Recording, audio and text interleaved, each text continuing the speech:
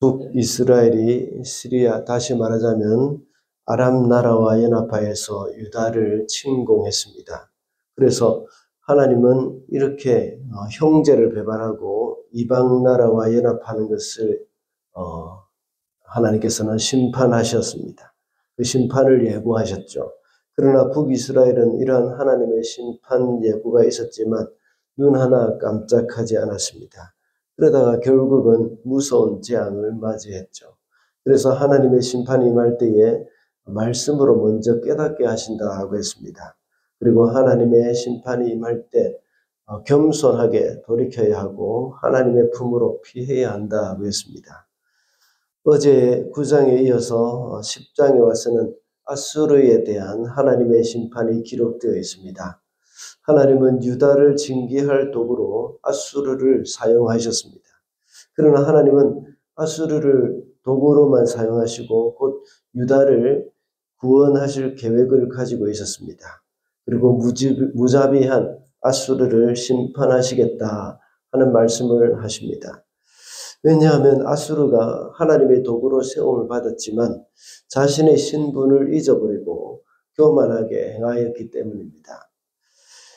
그리고 20절 이하에서는 유다의 남은 자들이 하나님께 회개하고 돌아올 것이라고 말씀하고 있습니다. 그때에 하나님께서는 유다를 향한 진노를 그치시고 아수르를 꺾으시며 유다를 구원하실 것이라고 말씀을 하셨습니다. 그리고 멸망의 위기에 처해 있었지만 하나님의 기적적인 도움으로 아수르는 갑자기 피하여 도망할 것이라는 예언을 하고 있습니다. 그 예언이 히스기야 14년에 이루어졌죠. 그 사건은 바로 열왕기하 18장과 19장 그리고 이사야 36장과 37장에 잘 나타나 있습니다. 오늘 본문을 통해서 우리는 하나님의 징계와 회복에 대해서 그 교훈을 얻을 수 있겠습니다. 첫째로 하나님 백성을 징계하는 도구로 악인을 사용하십니다. 5절과 6절입니다. 아시리아에게 재앙이 닥쳐라.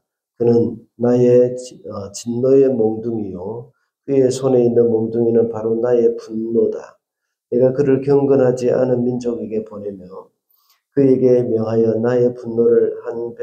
나를 분노하게 한 백성을 치게 하며 그들을 닥치는 대로 노력하고 약탈하게 하며 거리에 진흙같이 짓밟도록 하였다.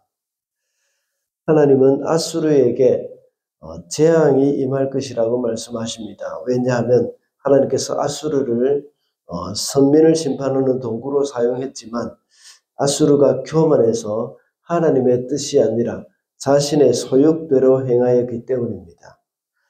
하나님은 오늘 본문에서 아수르를 어떻게 사용하셨다 하는 말씀을 하고 있습니다.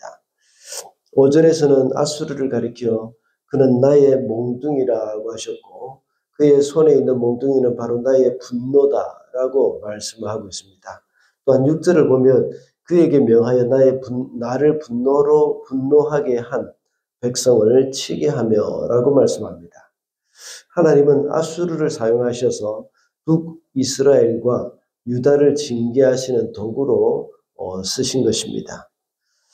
이 모든 것은 아수르가 너무나 강해서 그렇게 한 것으로 생각할 수 있지만 하나님은 이런 아수르를 하나님의 백성의 징계하는 도구, 하나님의 백성을 징계하는 도구로 사용하신 것입니다. 악인이 아무리 힘이 세고 완악하다고 하더라도 하나님은 그것을 도구로도 사용을 하신다는 것이죠. 그러므로 우리 성도들이 악인에 의해서 여러 가지 불이익이나 위기가 닥쳐올 때에 생각해야 할 것이 있습니다. 그것은 하나님이 이 일을 통해서 나에게 가르치고자 하시는 것이 무엇인지 그것을 우리가 생각을 하고 기도하면서 물어야 하는 겁니다. 그래서 나의 잘못을 돌이키고 내가 바로 잡아야 할 것이 있는지를 살펴봐야 합니다. 물론 악인들로 인하여서 모든 위기나 불이익이 악인들로 인해서 오는 것이 바로 우리의 잘못에 대한 징계라고 생각을 할 수는 없습니다. 그렇지만 이 일로 인해서 늘 겸손하게 우리 스스로를 살피는 계기로 삼을 때에 하나님은 우리의 그런 마음을 기뻐하실 것입니다. 둘째로 하나님의 징계는 회복이 그 목적입니다. 20절과 21절입니다. 그날이 오면 이스라엘 가운데서 남은 사람들과 야곱 결의 가운데서 살아남은 자들이 다시는 그들을 친 자를 의뢰하지 않고 오직 이스라엘의 거룩하신 분 주님만을 진심으로 의지할 것이다. 남은 사람들이 돌아올 것이다. 야곱의 자손 가운데 남은 사람들이 전능하신 하나님께 돌아올 것이다. 20절에서 그날이 오면이라고 말씀하고 있는데 그것은 아수르가 심판받을 날을 가리키는 겁니다. 그때의 남은 자들이 하나님만을 진심으로 의지하게 될 것이라고 말씀하고 있습니다. 그리고 남은 자들이 전능하신 하나님께 돌아올 것이라고 말을 합니다.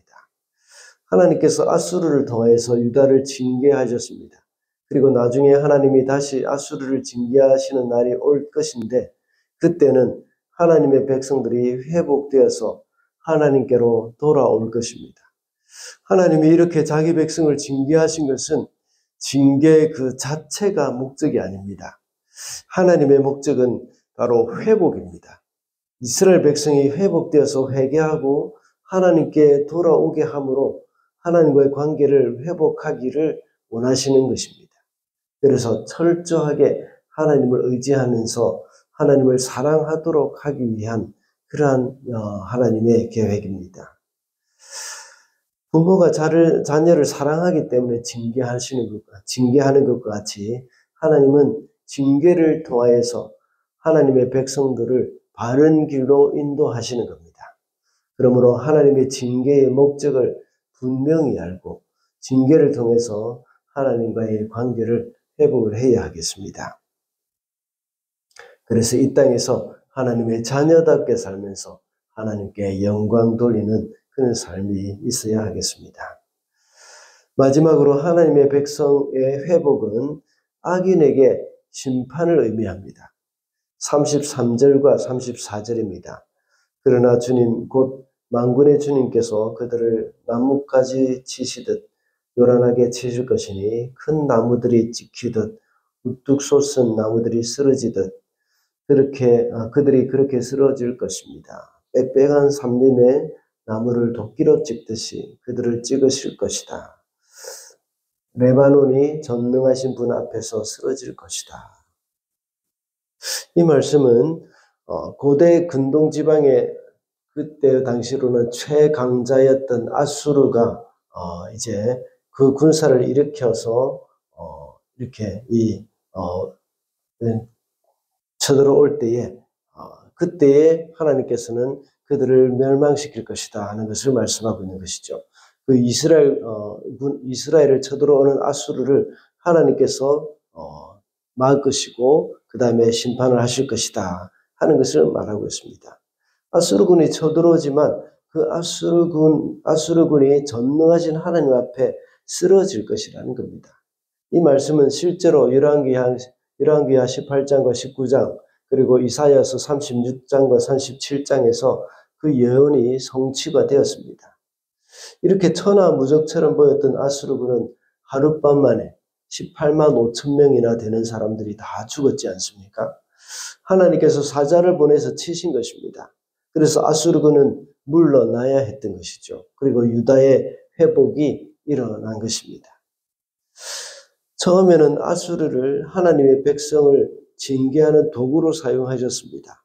그래서 아수르로 인해서 유다는 큰 위기 가운데 빠졌죠. 그런데 앞에 첫 번째 대지에서 말씀드린 대로 아수르는 교만해서 하나님의 뜻대로 행한 것이 아니라 자신의 소욕대로 행하고 게다가 하나님 앞에 오만하게 행했습니다. 이런 병행구절들을 보면 아수르는 유다 백성들 앞에 하나님을 모독하기까지 했습니다. 또 오늘 본문에서도 그 내용이 나와 있지 않습니까? 자신은 하나님의 도구에 불과하다는 것을 알지 못한 채 하나님을 모독까지 하고 있는 것을 볼 때에 멸망받을 수밖에 없는 자들임을 알 수가 있습니다. 이렇게 아수르가 심판을 받게 됨으로써 하나님의 백성이 회복이 이루어졌다는 것을 우리가 알 수가 있습니다. 하나님께서는 자기 백성이 죄를 범할 때에 일시적으로 악인들의 손을 통해서 징계를 하기도 하십니다.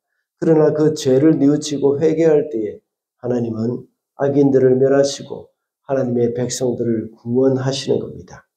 그러면 우리 성도들은 이런 하나님을 신뢰하고 겸손히 주님만 의지하며 살아야 하겠습니다. 말씀을 맺겠습니다. 오늘은 하나님의 징계와 회복이라는 제목으로 말씀을 살펴봤습니다. 하나님은 자기 백성을 징계하는 도구로 악인을 사용하신다고 했습니다.